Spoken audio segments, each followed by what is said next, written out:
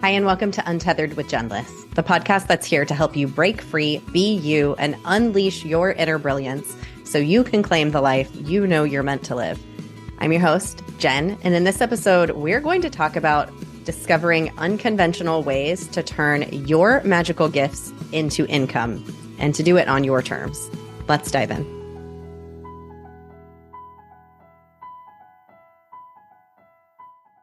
Hey there, unicorn. It's Jen. Welcome back to the podcast. I am so dang excited about today's guest. Today's guest is one of those people that I'm like, why have you not been on the podcast yet? Because Chris Guillebeau, he is just the epitome of what I'm talking about when I speak about using your creative gifts and talents to make a huge contribution into the world. And in fact, it's actually what he teaches about in his writings and in his books. Chris has a new book out called Gonzo Capitalism: How to Get Ahead in an Economy That Hates You. And in this book, he tells all of these amazing stories that really highlight how creativity is currency, how your creativity can create magic in the world. He doesn't say magic, I say magic. It can make an impact in the world in a way that is so totally you, and how there are so many opportunities for us to do this. In his book, he talks about somebody on TikTok who is a sleepfluencer.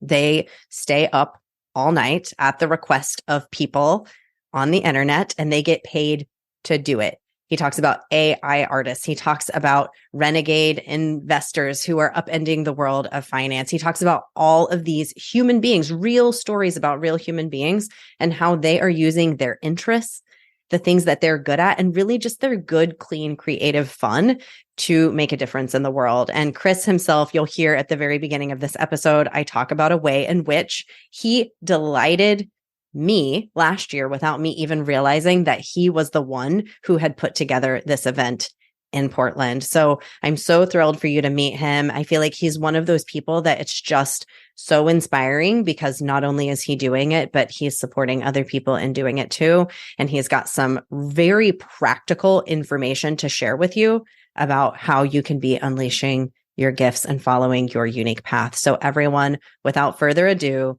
Chris Guillebeau. Hi, Chris. Hey, Jen. Thanks for having me. So excited to have you. First of all, okay, I have to start this interview with the fact that I realized what a super fan I am of you before I realized what a super fan I am of you. And I'm going to tell you why. Last year in Portland, there was an event where they had people dress up as T-Rexes and broke the Guinness World Record for people in blow up T-Rexes. And I just found out that you were the mastermind of this event. I was, yes. For better or worse, I was. But I'm glad that the universe has brought us together, dinosaurs and all. It's true. It's true. That's amazing. And it speaks so much of the kind of human who you are, that you would put something like that together. And that's not exactly what we're here to talk about. But at the same time, it is what we're here to talk about, because that side of you is a huge part of the gifts that you bring to the world. And you offer so much. You're an author. You have a brand new book that just came out that we're going to talk about. And you also are a speaker. You do so many amazing things in the world that somebody could look at you and be like, how does one have the time to do all of these things? So I'd love to dive in, because a lot of my listeners, they have like gifts inside of them, just like creative ideas. And so often we sit on creative ideas, we sit on creative thoughts, and we don't put them out into the world. So if we can start this conversation with, how do you yourself get yourself to offer all of these magical things? Like, how do you bring a T-Rex event to life? Yeah, no, well, thank you for the wonderful introduction. That was very kind of you to say.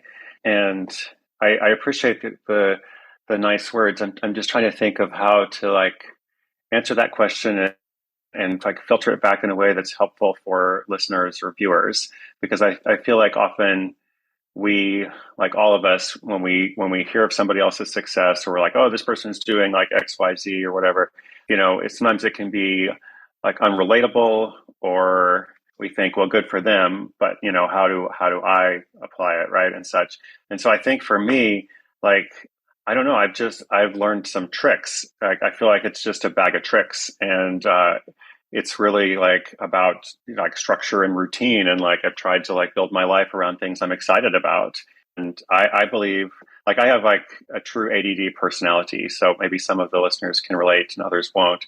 But what I mean by that is it's really hard for me to do something that I'm not motivated to do.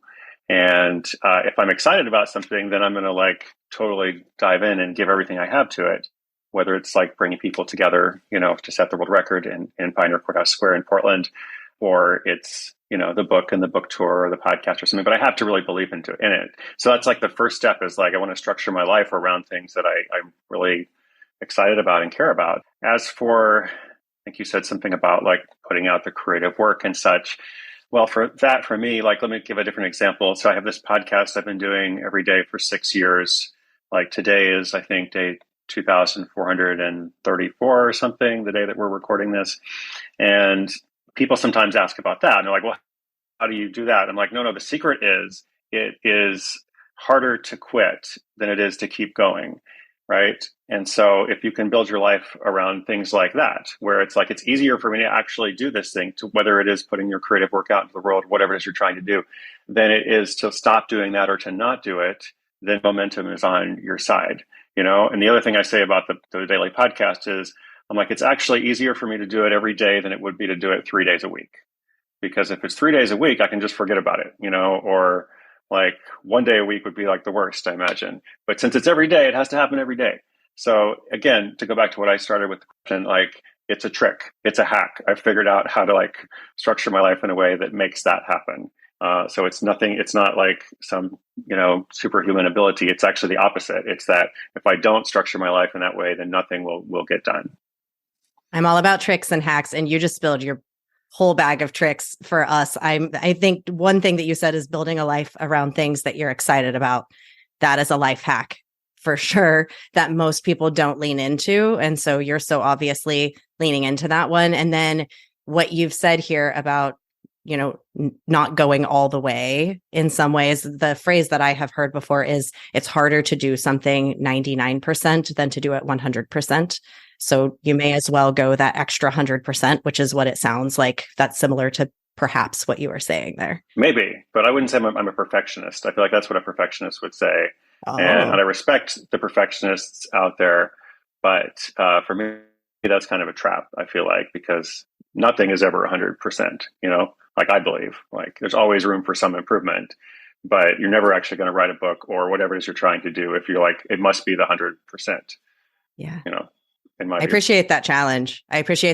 Especially because so many listeners of this podcast are people who tend to get a little caught in perfectionism. And that's also myself when I say that. Anything I say about the listener is also me.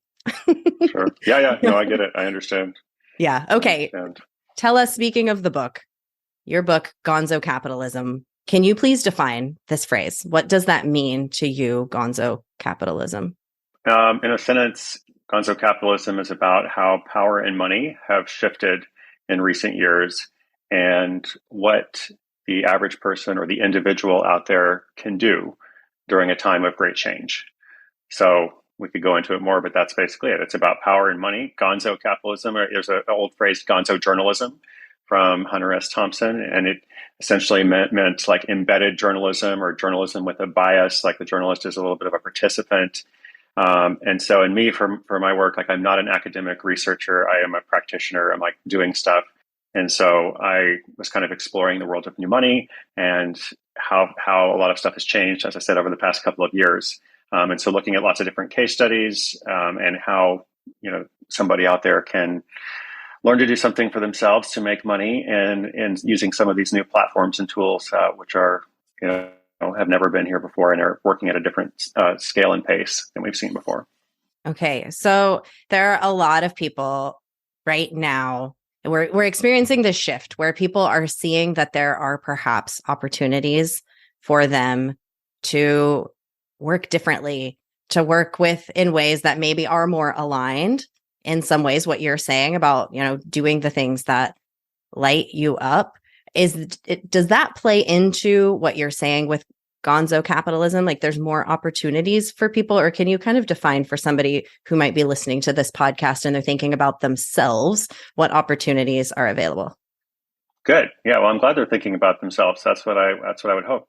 Everything I do is for individuals. It's not for companies or for groups or even like society at large. Like I'm all about like helping individuals, create personal freedom for themselves, economic opportunity, economic empowerment, and such. And so, what I've tried to do for a while with some of my other books, like I wrote a book called $100 Startup, I wrote a book called Side Hustle, and those books are helping people essentially take an inventory of their skills. And I think you mentioned like what lights you up. I think it's actually helpful to look maybe a little bit more at what you're good at, your skills, your set of knowledge and things, because often these things are aligned. Like what you are good at, you tend to also be passionate about.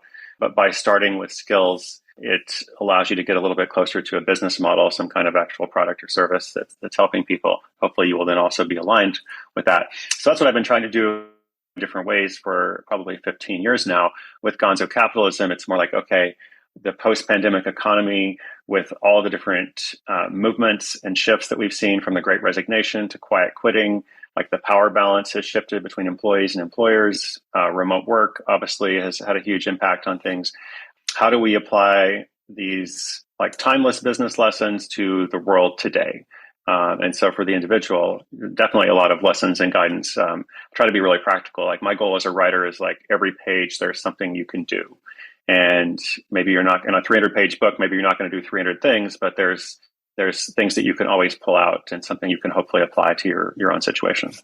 Okay, so thank you for that. And I think that's so awesome to have really practical things that people can do. It's so awesome. I personally love a book that takes you through like really actionable steps, because we can, especially for those of us who tend to be creative and tend to have that kind of like ping pong brain is what I call my own brain. It can really help when somebody's like, okay, here's what you can do. So maybe we can even do that right here. If somebody has taken inventory of their talents and skills, here's something that I have my coaching clients do.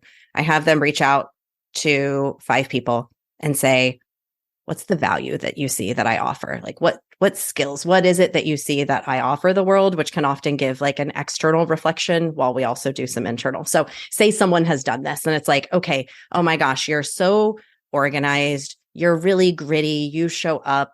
Oh my gosh, I always look to you for the words. You're the word person. So say they have that, how does somebody take this knowledge about themselves? We don't have to use that specific example, but how do they take that knowledge about themselves and turn it into something like what you're saying? And maybe you can give an example of some of the people even in your book that you've highlighted, perhaps.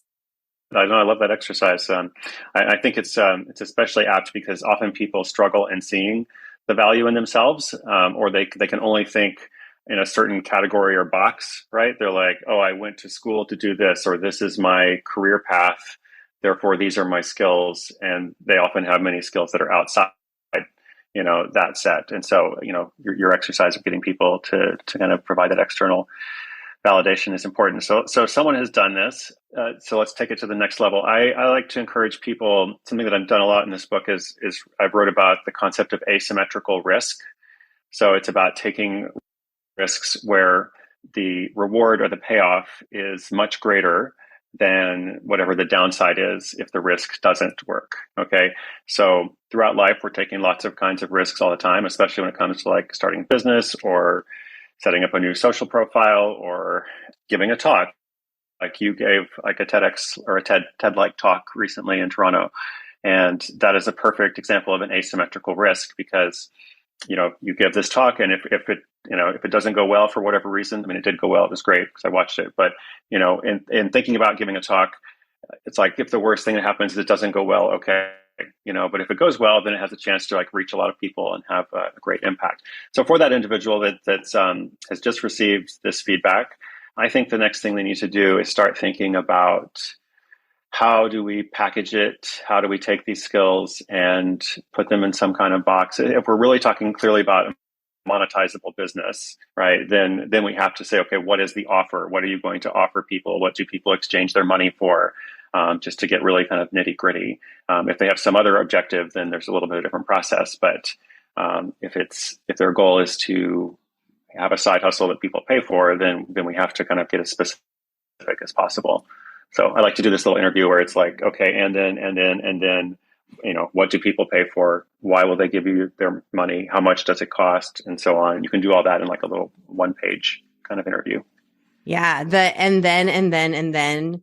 That's so good leading to the money side. I think sometimes when we're in the early stages of, I want to have a business or I want to be an entrepreneur, we can really cycle above the space where people actually exchange money. So what are people going to exchange money for?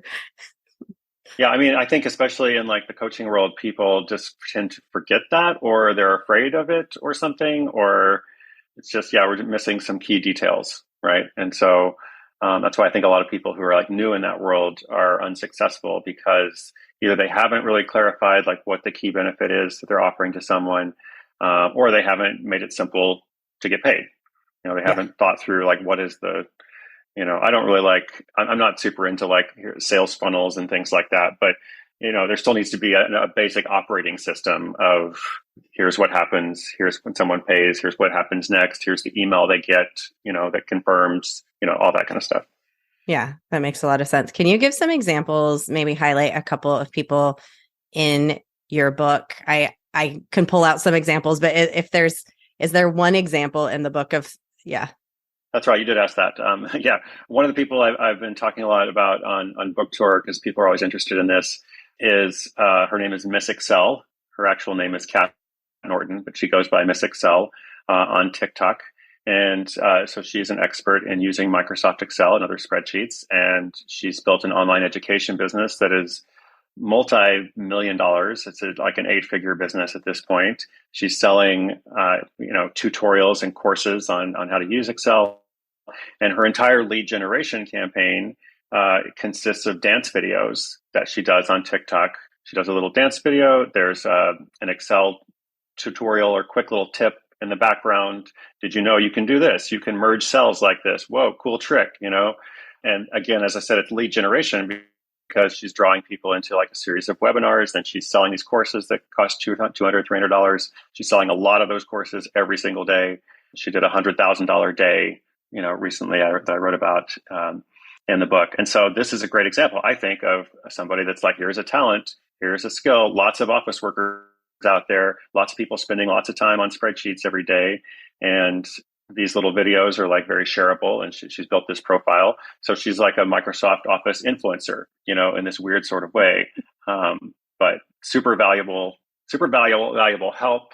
And she's been really smart about building the business side of it. Yeah. That's the other part of it is, she could have just done the videos and built like lots of profile, and that's pretty cool too on its own. But she really was like, I'm going to make these tutorials and these courses, and they're going to cost like hundreds of dollars because that's the market I'm aiming for. Some people are going to get this reimbursed, from their employer. So it's not going to be like a $30 course. So she's just done everything right. Yeah, that's so smart. And what you just said there as well, very strategic on her part and thinking about, okay, businesses might actually even invest in this as well. And personally, as someone who has often said Excel spreadsheets make my eyes bleed, being able to have some fun while learning it, she is really, so this is something, it's like she's probably combined her love of being silly, of dance, and her skill for Excel that she knows everybody struggles with in order to create some value. So yeah, a great model of the glitter and the shine. I didn't even think about that. That's perfect. Yes. So from my perspective, Chris, like she is taking her glittery magic and she is just spreading it in a variety of ways. And that is delighting her because it's her gift. So, and it's also delighting other people. So yeah, the more we can be doing that, thanks for bringing glitter into this conversation. That makes me personally very happy.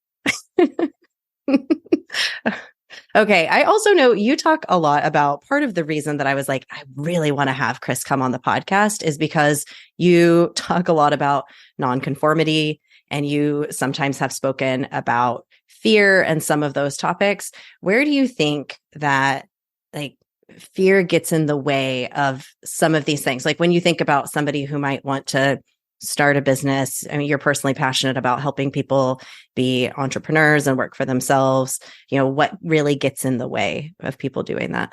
Yeah, what gets in the way, it has to be some kind of emotional block more than anything else. I think that's what I'm convinced of after many years of this, because it's not a matter of knowledge or even experience. I mean, you can learn anything you want to learn. I mean, these days it's very easy to learn, any particular tool or platform or anything. And it's not even a matter of like encouraging people to take risks more, because I actually think, that working for yourself is a very conservative choice for lots of people. Like for me, or for me, or for lots of people who have that ADD mindset, or the mindset where they're not so motivated to work for other people, like that, the risky choice would be to like try to work for a bank or something. Like, what are you going to do? That's a hot take. I've never heard anybody say that before. Super risky, right? That sounds terrible, right? So sorry, I don't mean to get sidetracked here, because I was trying to like go from point A to point C and connecting it with point B. So about the risks and such. Okay, but so to bring it back, I think the reason why people don't move forward, it has to be that emotional block, or that something is preventing me from taking the first step, or like I can see there's a place I want to get to, but I don't quite know how. And again, it's not knowledge that's holding me back.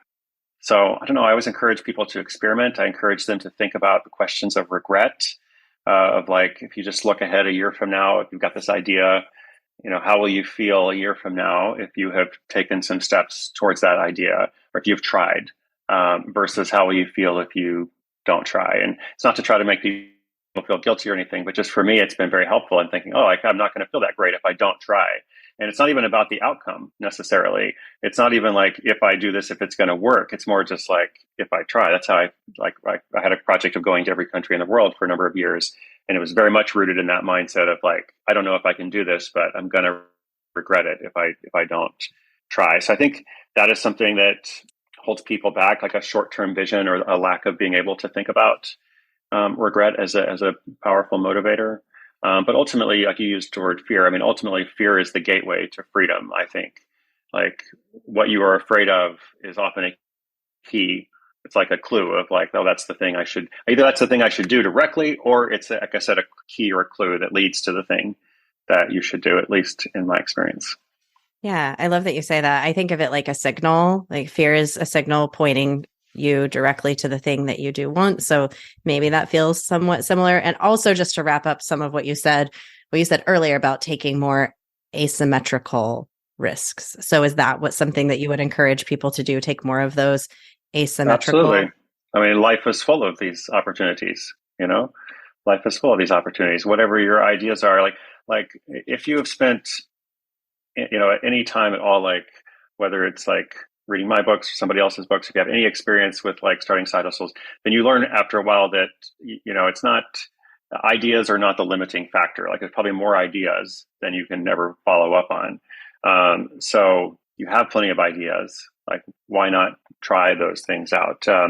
If writing a book is an asymmetrical risk, we talked about giving a talk earlier, going on a new streaming platform, that's a risk, or, a new social media platform. I don't encourage everybody to try to be everywhere all the time. Like, I'm not that great at social media, but if you're thinking about different ideas and if you want to take different steps, then those are examples of asymmetrical risks. Also, just in the last thing I thought of is like relationships, like choosing to get closer to a relationship, like reaching out to someone that you'd like to get to know, or choosing to be closer to someone versus not.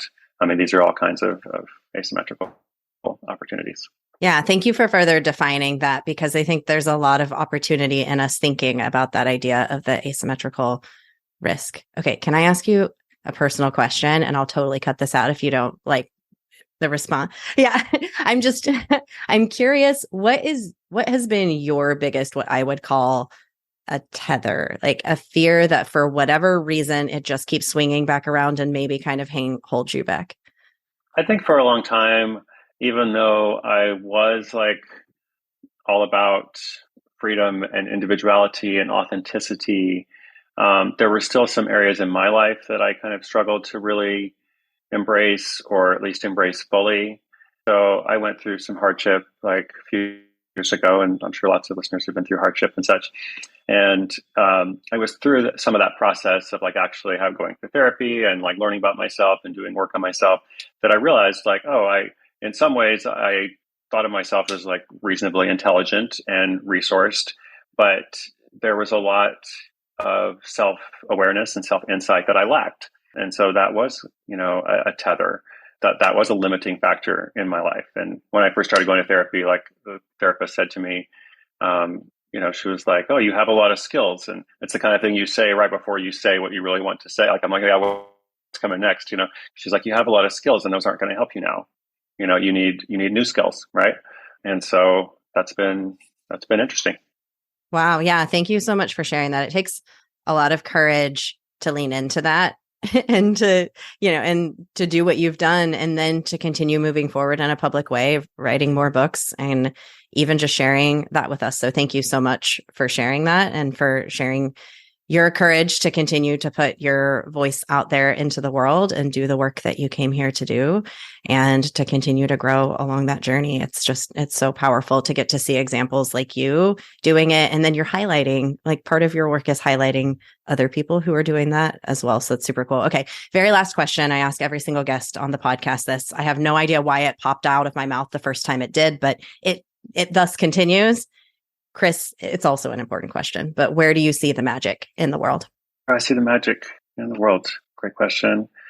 So I'm doing this book tour now. I'm in like 16 cities. I think we're going to hang out in Portland. It'll be fun. Maybe I'll see some other listeners or viewers or readers along the way.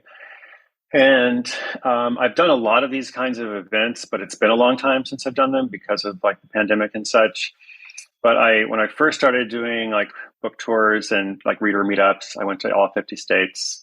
I did them like all over the world and such. And I learned really quickly that the best part of the experience was like everybody else who came there, because they always had an interesting story and they were all trying to do something, just really cool for themselves. And so something I try to say at every one of these gatherings is like, hey, just, I'm glad you're here for this talk, but the best part of the talk is not the talk, it's actually everybody else. And so we began this conversation by talking about dinosaurs in Pioneer Courthouse Square. And why do we do that? Well, because it's fun and it brings people together and it creates a story. It's this moment of community. And so ultimately, like, everything fades away, but community, is one thing that kind of lasts or endures, or at least has meaning, for as long as it's there. So I find the magic in connection and community. Thank you so much. And you, with your creativity, you're making that happen. So thank you so much. I can't wait to meet you in person here in Portland. If anyone wants to come out to that event, I'm going to link to all of your events, link to the book so that everybody can check it out. Thanks so much, Chris. Thank you, Jen. Oh my gosh. I hope you took away some really practical things from this. And honestly, I feel like his book, Gonzo Capitalism, How to Get Ahead in an Economy That Hates You, has a lot of really inspiring stories. I genuinely recommend. He's also a brilliant writer, so entertaining. And also, what we talked about in the episode, he gives really practical strategies for how you can start to really synthesize some of the information that he's sharing in these stories. So highly recommend the book. Go check it out. If you're here in Portland, this is actually tomorrow. If you're listening to this episode when it comes out, he's going to be in Portland tomorrow. Come meet me. Come hang out with him. And then also author Emily McDowell, greeting card artist of the Empathy Cards. You may have heard of her. She's going to be there as well. It's going to be an amazing event. And he's also on tour in a lot of places around the country. So definitely check it out and tune into your local news, because he might be highlighted on there too on his book tour. So thank you all so much for listening. Thanks for checking Chris out. All of his links are in the show notes. You just keep shining your magical unicorn light out there for all to see. I'll see you next time. Bye.